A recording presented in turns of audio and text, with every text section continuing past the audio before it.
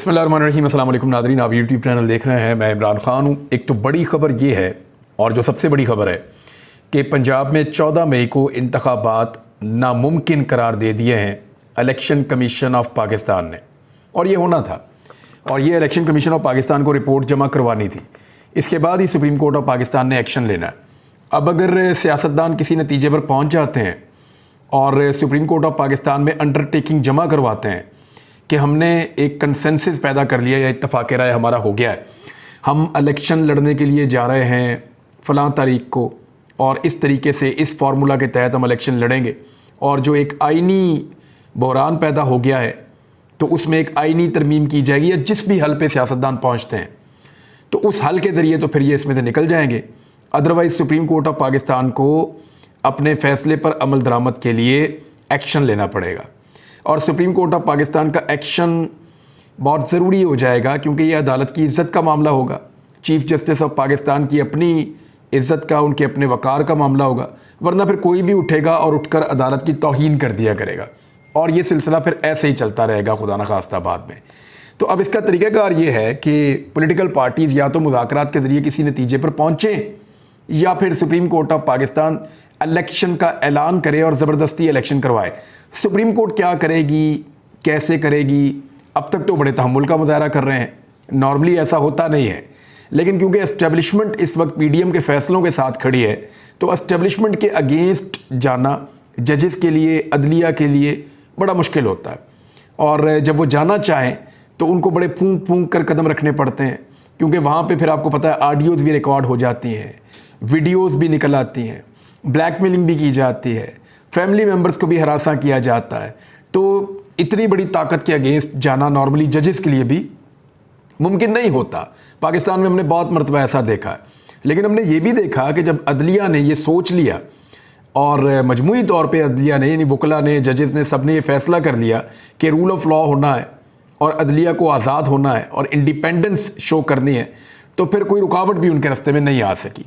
खुदा ना करे ये मामला वहाँ की तरफ जाएँ, हो सकता है ये मामला रिजॉल्व हो जाएं, लेकिन ये बात तो क्लियर है कि इलेक्शन कमीशन ऑफ पाकिस्तान ने अब इलेक्शन की तैयारियां रोक दी हैं, और वो ये कह चुके हैं कि 14 मई को इलेक्शन का इनेकाद नामुमकिन है, अब नहीं हो सकता।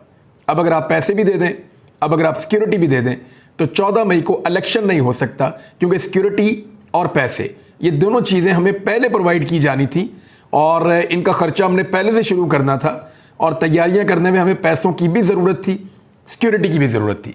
जब ये चीज़ें नहीं मिली तो अब इतनी जल्दी तो हम नहीं कर सकते।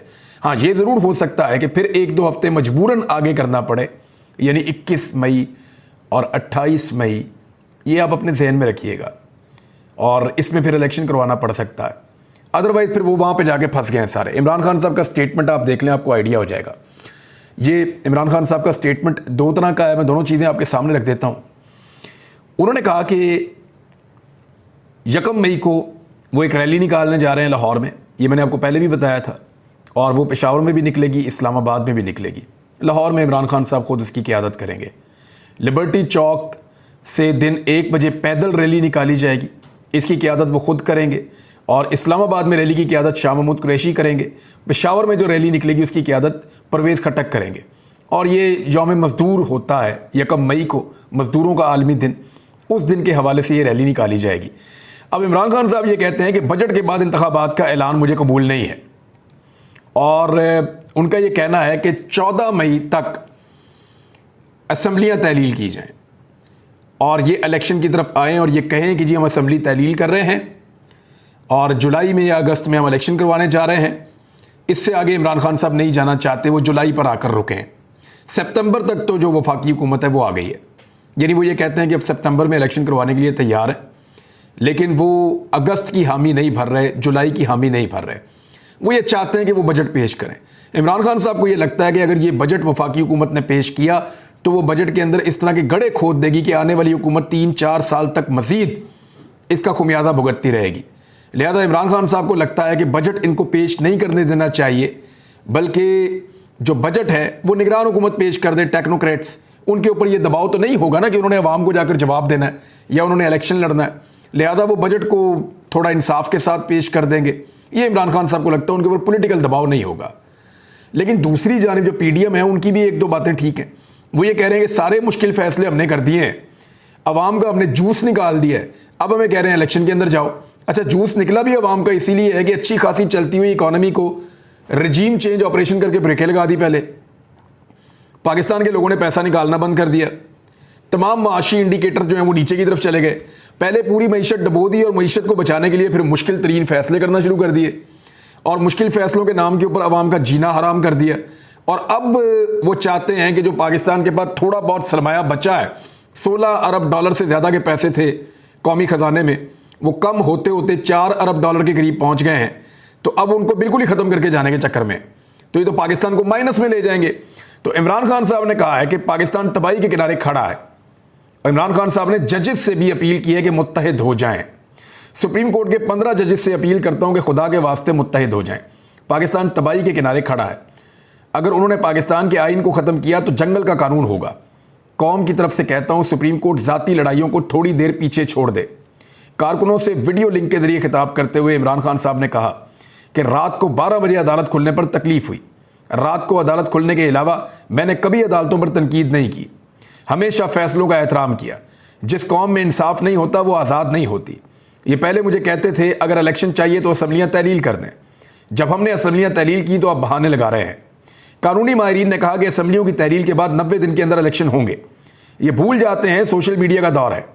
सोशल मीडिया पर आधे घंटे में झूठ पकड़ा जाता है। नवाज शरीफ, शाहिद खाकान अब्बासी पहले कहते थे एक दिन इलेक्शन में ताखीर नहीं हो सकती। ये लोग पहले कहते थे अगर इलेक्शन नहीं होंगे तो आर्टिकल 6 लगेगा। अब 90 दिन हो गए हैं और इलेक्शन नहीं हो रहा। 12 जमातें असेंबली में कह रही हैं कि इलेक्शन नहीं होंगे। अफसोस हैंडलर्स ने उनके पीछे खड़े हो गए हैं, हैंडलर्स भी उनके पीछे जाकर खड़े हो गए हैं। इलेक्शन से भागने के लिए लड़ाइयां करवा रहे हैं। चौधरी परवेज अली के घर का बख्तरबंद गाड़ी से दरवाज़ा तोड़ा गया। किसी महज़ब माशरे में ऐसा नहीं होता। जमान पार्क में मेरे घर के दरवाजे को तोड़ा गया और मुलाजमीन पर तशद्दुद किया गया। आज पाकिस्तान में जंगल का कानून है, ये जो मर्जी कर रहे हैं। जिले शाह के जिस्म पे 26 जगहों पर तशद्दुद के निशानात थे। वो एक मासूम इंसान था, बेशर्मा को गैरत नहीं आई और उसको मारकर केस मेरे ऊपर डाल दिया। अली अमीन गंडापुर के खिलाफ पूरे मुल्क में केसेस बनाए जा रहे हैं। आदम सवाती के बच्चों के सामने तशद्दुद का निशाना बनाया गया। मेरे खिलाफ केसेस की तादाद 145 हो चुकी है। गद्दारी के केसेस भी बनाए गए हैं। इमरान खान ने कहा कि सुप्रीम कोर्ट के 15 जजेस से कहता हूं कि कौम आपकी तरफ देख रही है, आप आइन के साथ खड़े हों। 90 दिन गुजर गए, निगरान हुकूमतें अब भी गैर कानूनी हैं। निगरान हुकूमतों का काम इलेक्शन करवाना था, उन्होंने इलेक्शन के हवाले से एक काम नहीं किया। निगरान हुकूमतें अब तक क्यों बैठी हैं? कौन इनके पीछे है? सिर्फ सुप्रीम कोर्ट से हमें इंसाफ की उम्मीद है। फिर इमरान खान साहब ने कहा कि जब से चोर इक़्तिदार में आए, इदारे तबाह कर दिए हैं। 9 लाख पाकिस्तानी अब तक मुल्क छोड़कर जा चुके हैं। परवेज अली के घर चादर और 4 दीवारी के तकद्दुस को पामाल किया गया है। अवाम को गुस्सा है। अगर इलेक्शन की उम्मीद ले ली तो श्रीलंका से बुरा हाल होगा, खुदा न खास्ता। अगर अवाम की उम्मीद खत्म हो गई तो ये संभाले नहीं जाएंगे। मैं डरा नहीं रहा, मैं समझा रहा हूं। ये जरा बात आप गौर से सुनिएगा। इमरान खान साहब ने बार बार ये बात की कि मैं डरा नहीं रहा, मैं समझा रहा हूं आपको। हुकूमत अगर 14 मई तक कौमी असम्बली तहलील करके इंतखाबात की जानिब जाती है तो हम एक साथ पूरे मुल्क में इंतखाबात की शर्त मानने के लिए तैयार हैं। मगर बजट के बाद असम्बली तहलील करने की बात में बदनीयती नज़र आती है। ये जो इमरान खान साहब को एक चक्कर दिया जा रहा था कि हम पहले बजट पेश करेंगे, उसके बाद असम्बली तहलील करेंगे, ये इसको डिले करेंगे और फिर बारिशों का सहारा लेकर ये सैलाब जैसी कैफियत पैदा कर देंगे। कुछ सोर्सेज ये कह रहे हैं, और इससे पहले सिंध के लोगों ने हमें ये शिकायत लगाई थी कि हम डूबे नहीं हैं, हमें डुबोया गया है। बार बार सिंध के लोगों ने यह कहा था कि हम डूबे नहीं हैं, हमें डुबोया गया है। हुकूमत की नाकस पॉलिसियों ने और कुछ लोगों की जो है वो बदनीयती ने हमें डुबोया है। नाइली नहीं है, बदनीयती। वो लोग कहते थे कि जानबूझकर हमें डुबोया गया है और हमें डुबोकर ये लोग पैसे खाएंगे, पैसे कमाएंगे और हमें कुछ नहीं देंगे। और वही हमने वहाँ पे होते हुए देखा भी। फिर इमरान खान साहब ने कहा अगर आपने बजट पास करना है तो पहले इलेक्शन जीतें, लोग आपको मैंडेट दें, आप आ जाएं और आकर बजट बना लें। जिसने भी बजट बनाना है उसको पहले इलेक्शन लड़ना होगा, क्योंकि वो सोच समझ कर बनाएगा, क्योंकि आइंदा 5 साल अवाम का सामना करना होगा। मैं डरा नहीं रहा, मैं समझा रहा हूं। इमरान खान ने पाकिस्तान के ताकतवर हल्कों को या एस्टैब्लिशमेंट समझ लें, उनको भी एक पैगाम भिजवाया। उन्होंने कहा कि हम पंजाब और खैबर पख्तूनख्वा में इलेक्शन करवा लेंगे अगर असम्बलियाँ 14 मई से पहले तहलील ना की गई तो। यानी 14 को नहीं होगा तो 21 को हो जाएगा, सुप्रीम कोर्ट तो वहीं पे है ना, नहीं तो 28 को हो जाएगा। ये इलेक्शन फिर आपको पंजाब और खैबर पख्तूनख्वा में अलग से लड़ना पड़ जाएगा। अगर एक साथ इलेक्शन करवाना है तो असम्बलियां तहलील करके ये गुंजाइश नवाज शरीफ को और पीडीएम को पैदा करनी पड़ेगी, चाहे वो बजट पास करके आ जाएं, चाहे वो बजट के बगैर आ जाएं। दोनों सूरतों के अंदर उनको इलेक्शन में आना पड़ेगा। अब ये इलेक्शन ईयर है, ये 1-2 महीने आगे पीछे करके ये भाग नहीं सकते। सितंबर तक तो वफाकी हुकूमत आ गई है, उससे पीछे भी इनको आना पड़ेगा। परवेज इलाही के मामले में अब हुकूमत मुकम्मल तौर पर फरार हो चुकी है, यानी राना सनाउल्लाह ने भी स्टेटमेंट दिया है, वफाकी वज़ीर दाखिला हैं, और उनके अलावा स्टेटमेंट शाहिद खान अब्बासी साहब का भी है और बाकी लोगों के भी आ रहे हैं। इसहाक डार ने भी स्टेटमेंट दिया है कि परवेज इलाही के घर के ऊपर जो रेड्स हो रही हैं या अटैक हो रहे हैं, इनके साथ हमारा कोई ताल्लुक़ नहीं है, लाताल्लुकी का इजहार कर रहे हैं। तो फिर कौन है जो परवेज इलाही साहब के घर के ऊपर अटैक करवा रहा था? गो के परवेज इलाही साहब की सियासत से, उनके तर्ज़ सियासत से, तर्ज़ हुक्मरानी से मुझे इख्तलाफात हैं, लेकिन एक शख्स के पास अदालती अहकामात मौजूद हैं, उसके बावजूद घर का दरवाज़ा तोड़ना, चादर और चार दीवारी का तकद्दुस पामाल करना, ये मुनासिब नहीं था, ये मुनासिब नहीं था। और परवेज इलाही साहब जो हैं उनको कानून का सामना करना चाहिए और करना होगा, उनकी फैमिली को और बाकी लोगों को भी। लेकिन ये जो तरीका वारदात है कि जो हमारी बात नहीं मानेगा उसको निशाने इबरत बनाएंगे, ये एक्चुअली एस्टेब्लिशमेंट का तरीक़ाकार है जो हमें नॉर्मली दिखाई भी दे रहा है। इसमें इमरान खान साहब ने कहा कि इलेक्शन कमीशन पीडीएम का हिस्सा बना हुआ है। अगर मुल्क में जमहूरियत है तो फिर मेरी तकारीर पर पाबंदी क्यों आयद है? मैंने ऐसा क्या जुर्म किया कि मुझे आज़ादी इज़हार राय का हक नहीं मिल रहा? सोशल मीडिया पर आते हैं तो एक्टिविस्ट को उठाना शुरू कर देते हैं और लगातार इमरान खान साहब के लोग जो हैं वो गिरफ्तार हो रहे हैं, ये सब लोग जानते हैं। एक और चीज़ जो हुई है वो ये हुई है कि बड़ी चीज़ है, शाहिद खान अब्बासी साहब ने साफ कह दिया कि 20 अरब रुपए से ज़्यादा पैसा तो शहबाज शरीफ साहब ने जो मुफ्त आटा बांटने की कोशिश की है पाकिस्तान में, उसकी नज़र हो गया। अब ये पार्टी के अंदर से तनकीद आई है और पार्टी के अंदर से एतराफ़ किया गया है कि 20 अरब रुपया तो यहाँ पे लुटा दिया है, 21 अरब रुपया ये इलेक्शन को नहीं दे रहे, इलेक्शन कमीशन के लिए नहीं दे रहे ताकि इलेक्शन हो जाए पाकिस्तान में 2 सूबों में। तो मरियम औरंगज़ेब साहिबा ने बगैर नाम लिए सफाई पेश करने की कोशिश की है कि रमज़ान में पंजाब, खैबर पख्तूनख्वा, सिंध और इस्लामाबाद में करोड़ों गरीबों को इस महंगाई में पूरी शफाफ, शुक्र है अरबों नहीं लिख दिया उन्होंने, करोड़ों लिख दिया, पूरी शफाफियत और ईमानदारी से मुफ्त आटा फराम हुआ। वज़ीर आज़म शहबाज शरीफ ने खुद निगरानी की, शहरों के दौरे करके जायज़ा लिया। तारीखी स्कीम की कामयाबी में इंतज़ामी अफसरान और अमले ने दिन रात मेहनत की जो काबिल सताइश है। इन्हें अब ज़रा वो तारीफ़ें कर रहे हैं, लेकिन नीचे अगर आप कमेंट्स पढ़ें तो आपको पता चलता है कि लोगों ने इसका क्या हाल किया है। क्योंकि जहाँ जहाँ पाकिस्तान के अंदर इस स्कीम के तहत आटा बाहर सड़कों पर लाया गया, वहाँ पर फिर हमने लोगों को जो होते हुए देखा, हमने लाशें सड़कों के ऊपर पड़ी हुई देखी, हमने लोगों को बेहोश होते हुए देखा, लोगों को इन्होंने मजाक बना दिया। इससे बेहतर था कि ये सब्सिडाइज आटा पूरे पाकिस्तान को फराहम करते। पूरे पाकिस्तान के अंदर लोगों की हालत बहुत पतली है। दूसरी जानिब इस्लामाबाद पुलिस ने एक और दाव लगाया है और ये शहीद अरशद शरीफ केस के बारे में है। इस पर सुप्रीम कोर्ट ऑफ पाकिस्तान का आज खुद नोटिस मौजूद है और सुप्रीम कोर्ट ऑफ पाकिस्तान को इसके ऊपर फ़ौरन एक्शन लेना चाहिए। एक तो जो FIR दर्ज की गई वो इस्लामाबाद पुलिस ने अपनी मुद्दईयत में जमा कर दी और दर्ज कर दी, और उसके अंदर जो नाम लिख दिए वो उनके लिख दिए जिनके पास शहीद अरशद शरीफ कीनिया में ठहरे हुए थे। उन लोगों को नॉमिनेट करके खुद से एक FIR दर्ज कर दी और उसके ऊपर चालान भी जमा करवा दिया अदालत के अंदर। और सूरत हाल ये है, मैं आदिल राजा के ट्वीट से आपको इन्फॉर्मेशन दे देता हूँ कि इस्लामाबाद पुलिस का काला किरदार, अरशद शरीफ केस को बंद करने की तैयारी, सुप्रीम कोर्ट में चलते केस को ख़राब करने के वास्ते मकामी अदालत में भी केस चला दिया बिना कोई बयान रिकॉर्ड किए। क्या चालान जमा हो जाता और क्या गवाहियां शुरू हो जाती।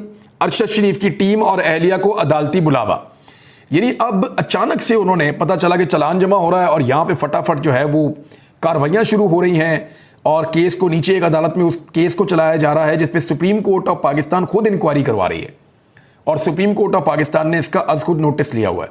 सुप्रीम कोर्ट को इस मामले को देखना चाहिए।